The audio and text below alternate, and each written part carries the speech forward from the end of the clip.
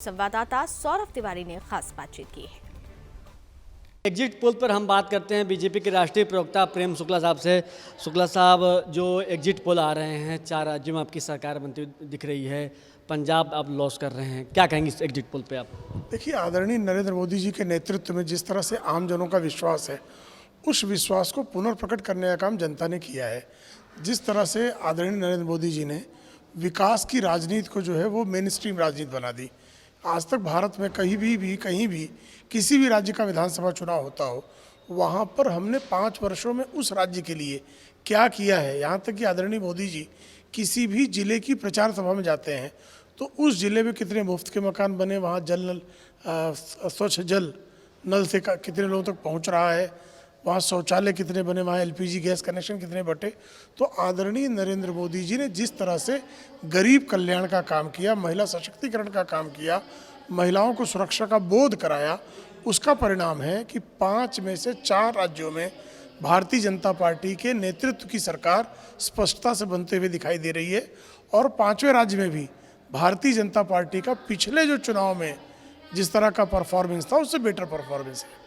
उत्तर प्रदेश की बात की जाए, क्योंकि आप लोग के लिए प्रतिष्ठा का सवाल था एग्जिट पोल में, और जो आंकड़े आ रहे हैं बता रहे हैं कि आप लोग की सरकार बन रही है, कैसे आप लोगों ने इतनी बड़ी सफलता हासिल करने के बारे में सोचा था?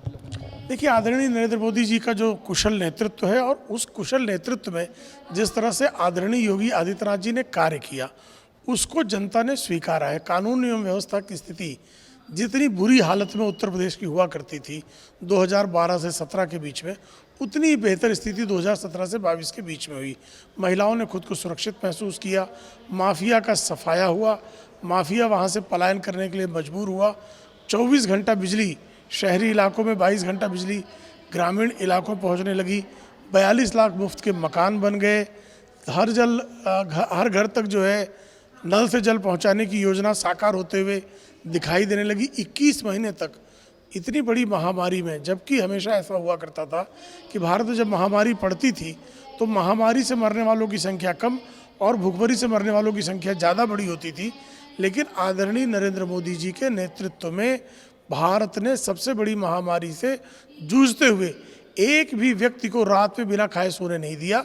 80 करोड़ लोगों को मुफ्त का राशन पूरे देश में, और 15 करोड़ लोगों को अकेले उत्तर प्रदेश में जिस तरह से खाद्यान्न की आपूर्ति की गई, निश्चित तौर पर उसका परिणाम सामान्य जनों ने, राशन से लेकर प्रशासन तक, जो भारतीय जनता पार्टी का सुशासन चला उसके लिए जो है जनता ने जनादेश एक बार फिर से भारतीय जनता पार्टी को देने का ऐतिहासिक कार्य किया है।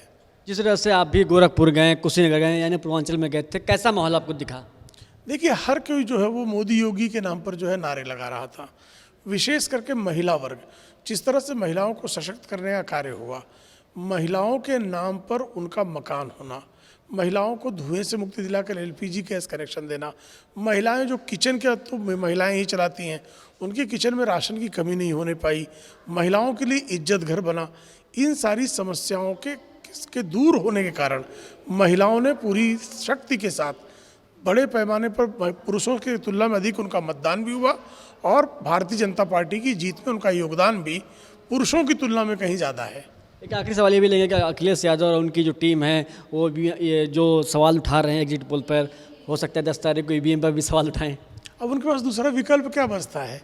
देखिए, दरअसल जो 5 वर्ष सोते रहे और चुनाव के वक्त जो है निकल पड़े नारे लगाने, उनको जनता पहचानती है कि महामारी के समय तो भारतीय जनता पार्टी का कार्यकर्ता जो है गांव-गांव, घर-घर जाकर जनता की सेवा कर रहा था।